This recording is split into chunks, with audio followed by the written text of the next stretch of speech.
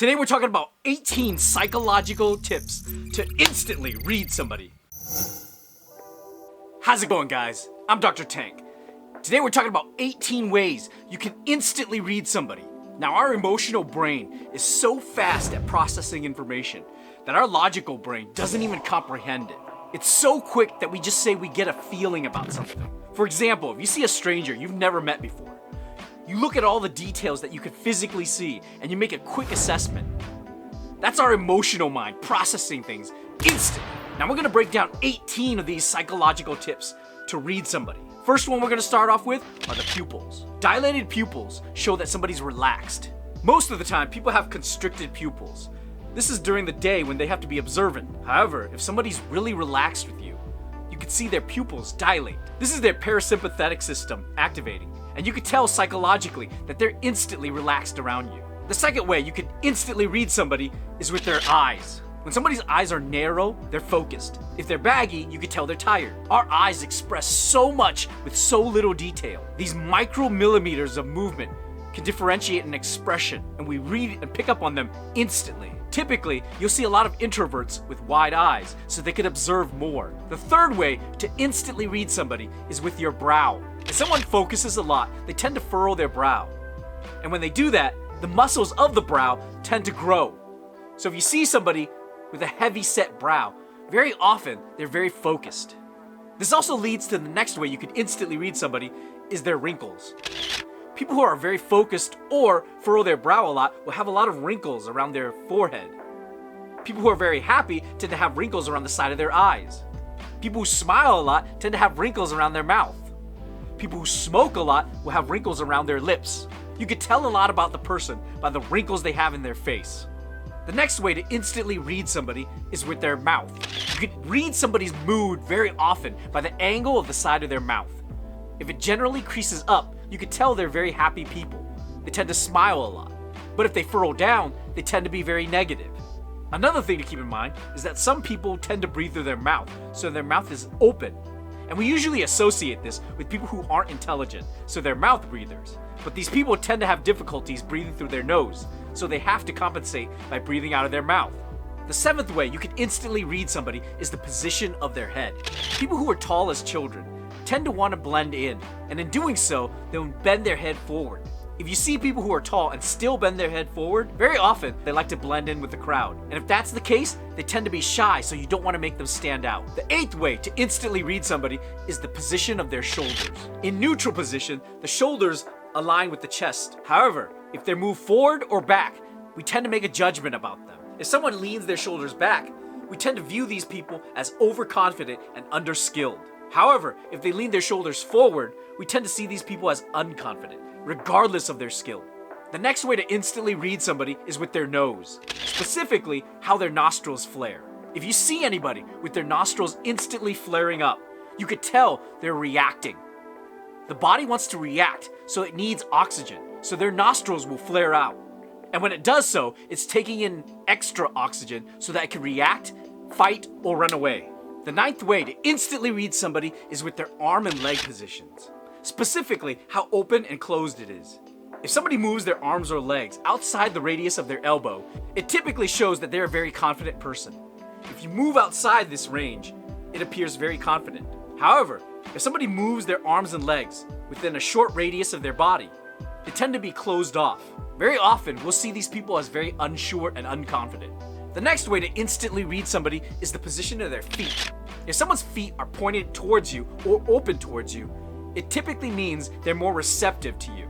However, if their feet are pointed away, they typically don't want to interact with you. Another way to instantly read somebody is the movement they have in their arms and legs.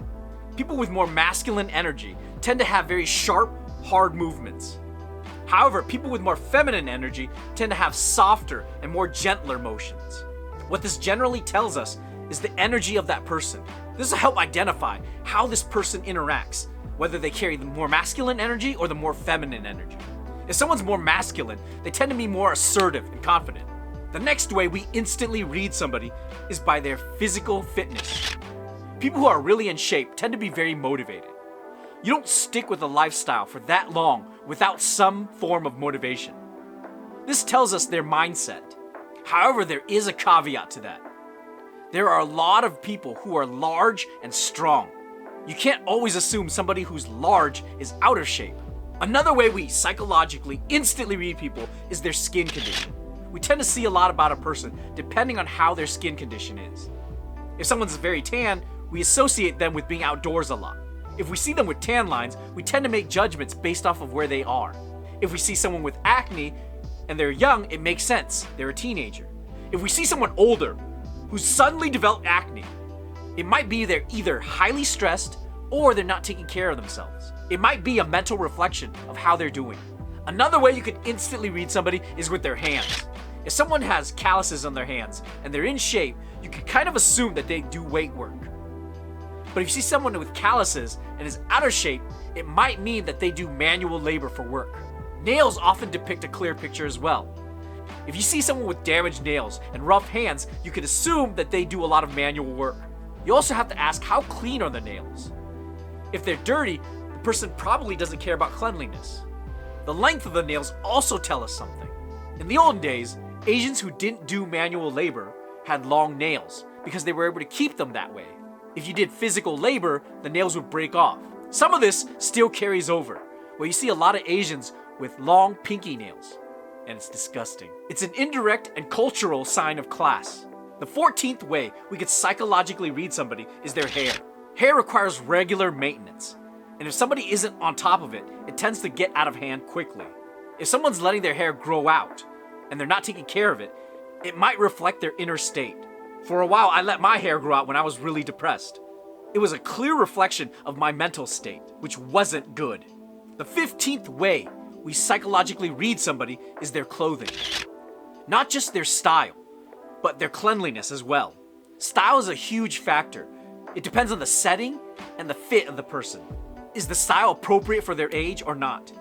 If it's not appropriate, we might tend to ask why they're acting out of their age. Maybe they're reaching a midlife crisis. Maybe they want to connect with younger people. Maybe they just want to blend in with kids. If their clothes don't fit, it might be because they see clothing as a lower priority. They have other priorities that are more important to them. And if that's the case, they don't see fashion as a high priority in their life. They see clothing as a necessity rather than an accessory.